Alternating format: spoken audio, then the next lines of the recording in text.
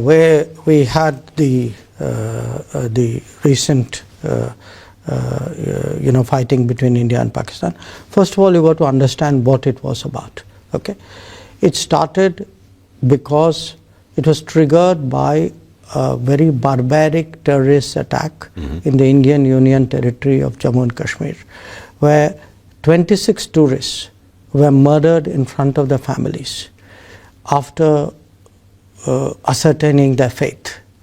And it was done in a way in which it was intended to harm tourism, which is the mainstay of the Kashmir economy, and to create a religious discord. Religion was introduced. And to understand that, you've got to also see that on the Pakistani side, you have a Pakistani leadership, especially their army chief, who's very driven by extreme religious outlook. So there is clearly some connect between, the views that were expressed and the behavior that was done. Sorry? Did you catch the ones that murdered those 26 tourists? I think we were able to identify who they were because there were pictures of them. The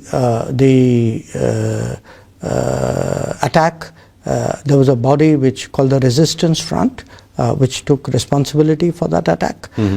And that's a body which has been on our radar for a number of years. In 2023, 24 and 25, we brought this body to the attention of the UN Security Council's 1267 Sanctions Committee. And we said, look, we see this as a body which has been created by the Lashkar. Lashkar is the main terrorist group in Pakistan, one of the two main terrorist groups. And we can see the connection. So we had, well before the April 22nd attack, we had already drawn this to the attention of the United Nations. Now, we identified the people, the attackers. We know that they are linked to the Lashkar. We know the command centers of the terrorist groups, okay? It's not a secret. In fact, I should show you. We have, if you look at the UN Security Council, UN Security Council publishes regularly a kind of list of major terrorists, okay? So it looks like something like this. This is the UN. It says the list established and maintained pursuant to UN Security Council Resolution 1267, whatever. Now, if you go through this list, these very places, the terrorist list, these are famous, well-known terrorists, notorious terrorists. They have a place of residence. It says they operate out of here. Okay, I mean, there's a whole list of these guys. Now, these are the very places which are named in this. These are the ones which we hit on the 7th of May. Yeah, I just wanted to verify that those people that you know who they are still not caught. But the operation you mentioned, it's still ongoing. How do I balance that with the claims that the recent flare-up has been settled? No, that is not my assertion, and let me explain this to you, then maybe you would get it. So what happened was, when after the terrorist struck, it was imperative that we have a response, because lack of response, you understand, was impossible in such a situation. It has been tried in the past not to respond. Sure, after an attack. And we've seen the results. Okay, so our government is very clear. Okay, I accept that may not have been the policy of an earlier government, but our government is very clear that if there is such an attack, there will be a response. So the response was there? The response was there. The response targeted these 9 places which were the terrorist centers. They are, as I said, the places are all shown in a UN list. I mean, these is where live and operate from. Now, after that, the Pakistani military chose to fire on us, and we responded. This went on for 4 days. And after that, the decisive day, I would say, was the 10th of May. On the morning of 10th of May, in response to an attack which they had launched on us earlier that morning, we hit 8 air bases. We basically made those air bases non-functional.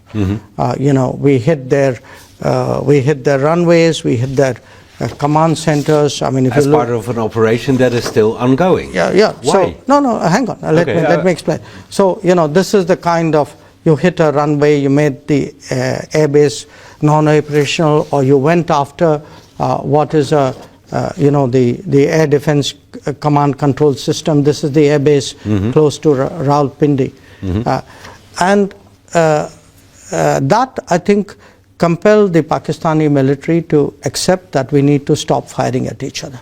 And now what has happened is that at the moment there is no firing, and there's been some repositioning of forces accordingly. Now when you ask me, so why does the operation continue? The operation continues because there is a clear message in that operation that if there are acts of the kind we saw on April 22nd, there will be a response. We will hit the terrorists. If the terrorists are in Pakistan, we will hit them where they are. So there is a message in continuing the operation, but continuing the operation is not the same as firing on each other. Right now, there is an agreed cessation of firing and military action. So the operation is dormant, if you like. Put whatever word you want to, but I can tell you the message is clear, and the message is active. And for some reason, both armies were able to talk to each other, initiated by the Pakistani army? Yes, we have a mechanism to talk to each other as a hotline. Yeah.